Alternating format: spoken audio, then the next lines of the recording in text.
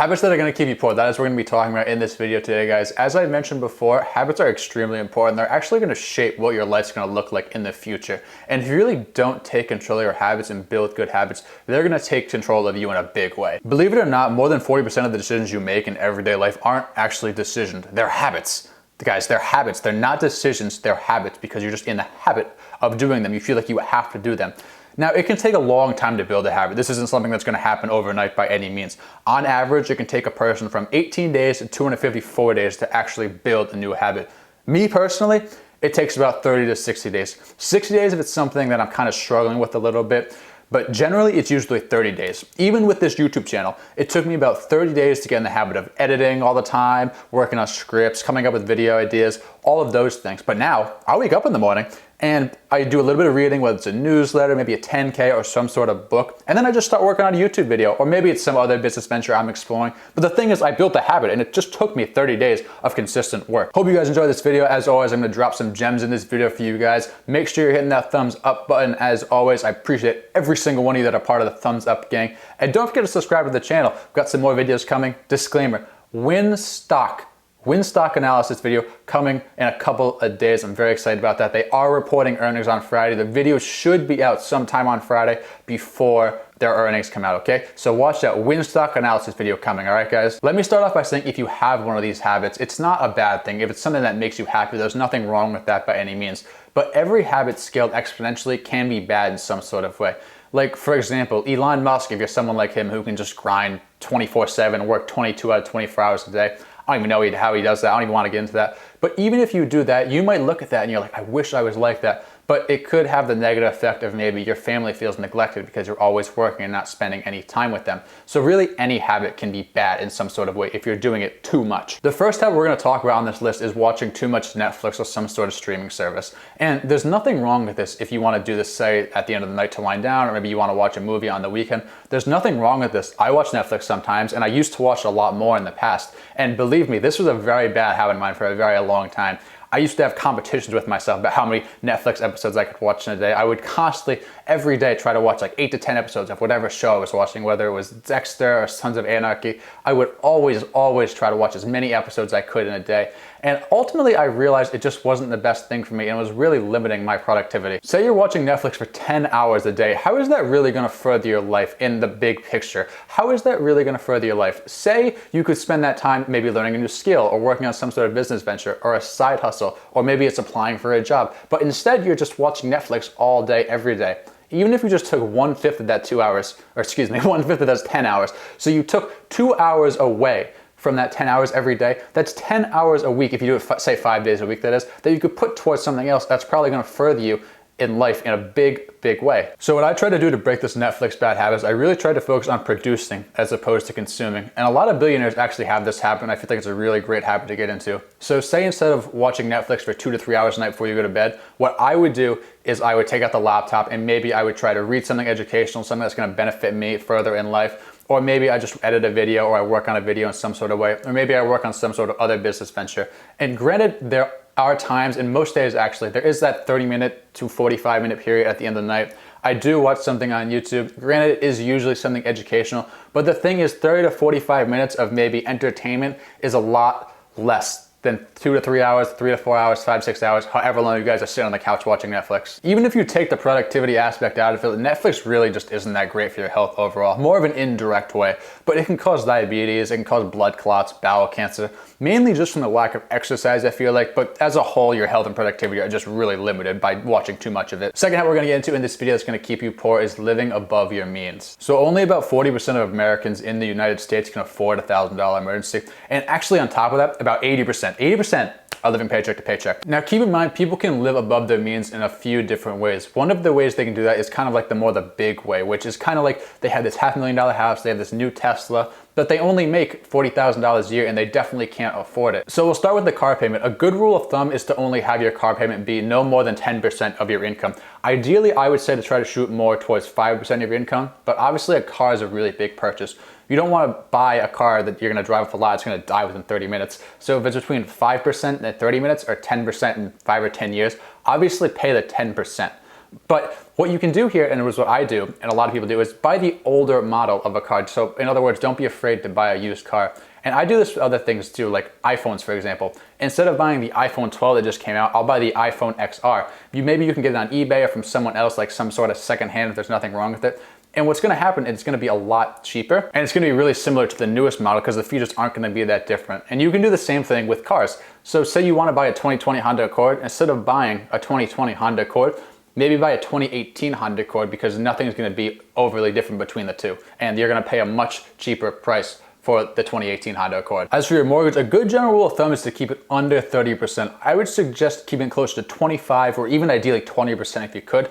But keeping a mortgage lower is honestly just gonna allow you to focus more on investing in your retirement accounts, and you're gonna be light years ahead of where you thought you'd be financially if you can just keep this expense lower, because this is one of the biggest expenses Americans have. But by having a mortgage that's well above your means, you're just gonna end up becoming this thing called house poor, which basically means you're just putting all this money into this house you can't afford, and that's exactly what it means. The house is keeping you poor. So if you can really limit these two expenses, you're gonna be in a really, really good financial position going forward. Now, those are the big type of things that cause you to live above your means, but there's also smaller things, smaller spending that cause you to live above your means. And I like to compare it to a leaky roof. So say you have a leaky roof, assuming there's not some gaping hole in the roof, but it's just a leaky roof. You can put a bucket underneath it, and essentially it's like no harm, no foul. It's like putting a Band-Aid on a wound. And what that's gonna do is it's just gonna stop the water from getting all over the floor. But if you don't do anything about it, and the water just keeps rising and rising and rising, eventually that bucket's gonna overflow and it's gonna be a big problem. And it's gonna be the same thing with spending little things. So say you go out to dinner 2 to 3 times a week. At first you might not see the problem, just like with the water in the bucket. You might not see the problem at first when it's just rising a little bit. But as you're spending $20, $30, $40, $50 even, $60 even, a couple times a week, or as that bucket continues to rise day after day, that's gonna be a problem, and eventually it's gonna catch up with you, and it's gonna be a really big financial burden on yourself because you just keep spending money and you build that habit so you don't wanna stop going out to eat. And it's not just like this with food, it's like there's a lot of other things. It can be like this with shopping. If you go shopping twice a week and you're spending that $50, $60 on clothes every week, that can definitely add up over time. The third habit that's gonna keep you poor is procrastinating, not keeping yourself on a strict schedule. I see people that have all of this time, and I think, I wish I had a half of the time you had, and they just want more time, and they never get anything done. They're not productive at all. And the main reason that this happens is because of Parkinson's law, which states work expands as to fill the time available for its completion. So for example, say you have an essay to write from whatever college you're going to, and you're given 2 weeks to write that essay, right? Chances are you're gonna take the entire 2 weeks to write that essay. I don't know how many college kids are gonna come home immediately from class and start writing that essay that's due in 2 weeks immediately. But say, now the same kids, same student, same professor, everything's the same paper, they're given a week to write that essay. Then it's gonna take them a week to write that essay. And you might be thinking, well, what does it really matter if it's a week or two? It's still gonna get done either way. But this is a bad example almost, but it's a very general example because they're hard deadlines that are not enforced by you. Now say instead you're someone that wants to start a retirement account, or you're someone that wants to start investing in the stock market, but you decide you don't want to put your money into things you don't understand. So you want to start researching different retirement plans, and you want to start researching the stock market, which, if you're doing this, good for you, that's excellent. I really condone that. I think that's an awesome first step. But the problem is you're always making excuses. Oh, I'm too tired today. It was a long day at work. I got to go grocery shopping. The next day, the following day, I got to go do laundry. And before you even know it, months, if not years, have gone by and you haven't started investing in the stock market, you haven't started a retirement account, and you can't take as much of an advantage as compound interest if you started initially when you first had the idea. So to combat this, what I do is I try to make things a priority. So for example, in one of my previous videos, I mentioned how I like to get up sometimes at 5 a.m. I set an alarm for 5 a.m. Maybe it's on a Saturday or another day I have off to start reading a 10K. Now, some of you might think that's crazy, and I don't blame you. It seems a little crazy to myself too, but I enjoy doing it. I like doing it in the morning. But the bottom line is I'm making it a priority. So say you're not a crazy morning person like I am. What you can do is just make it a priority after work. So pencil it into your schedule. Monday, Tuesday, Wednesday, you're gonna research retirement accounts and stock market investing for 1 hour. And if you get to the point where someone asks you to do something, say no. There's nothing wrong with making things a priority. And I've been doing this, and ever since I've started doing this and saying no and making things a bigger and bigger priority, I've been a lot more productive and a lot more successful, I feel like. And I would really recommend to you watching this video that you try the same exact thing, and I promise you it's probably gonna turn out pretty well. And the last habit we're gonna talk about in this video that keeps you poor is not valuing your time.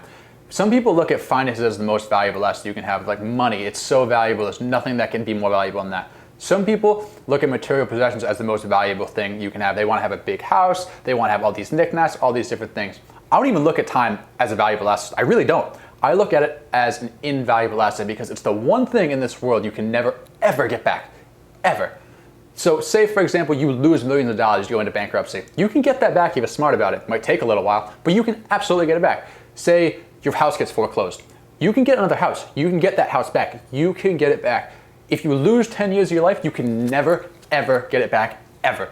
There's no receipt you can take for 10 years of time, bring it to Walmart, and they'll give you 10 years of time back. You can never get it back, ever. And you can lose time in more ways than you think. So for example, say you get up in the morning and you check your phone first thing and you start going through Instagram and TikTok and Facebook and all these different things. And before you know it, an hour or two have gone by and you could have spent that hour or two maybe doing some sort of project or maybe some things around the house, and all of a sudden, before you know it, you don't have time to do any of those things and you gotta go to work. So what I did is I evaluated my time. I just took a piece of paper and I split it right down the middle, and I had one side for education, I had one side for entertainment.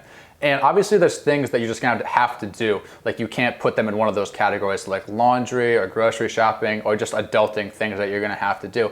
But what I try to do is I try to evaluate where my time is going in entertainment, and I tried to move it more toward the educational side. So this is a bad example because this wasn't exactly entertainment, but we're gonna use it anyway because I think it's a good example about how to be creative to find more ways to spend towards the educational side. And what I ended up doing was I saw that 2 hours of my day, most days, because I had a long commute to my last job, was just spent driving. So I really thought, how can I take these 2 hours and be productive rather than just listening to the same songs on my iPod over and over again? And what I found was if I subscribed to Audible, I can put 2 hours towards learning, 2 hours towards my human capital every day without really doing anything different, just driving to work, which adds up to 10 hours a week. And over the course of a year, that is a really big amount of time if you're doing it 5 days a week. And ever since I started doing this, I really feel like I've been able to expand my human capital a lot more. And I feel a lot better about my productivity and my knowledge as a whole. So if you have a really long commute to work, maybe think about subscribing to Audible and just kind of listening to audiobooks on your way to and from work, and then that way you'll be able to expand your human capital. But you can do this with other things too, and don't be afraid to really get creative and just see where you can reallocate your time so you're more productive and you can put more of an educational spin on your life. Hope you guys enjoyed this video. Thank you so much for watching. I really appreciate it. Remember to like and subscribe to the channel as always. That really helps me out in a huge way, and it really helps the channel grow, and it really satisfies this YouTube algorithm we are working with here. As always, let me know something down in the comments about the habits that you are trying to build, or maybe the ones you are trying to get rid of, and I will see you guys in the next video.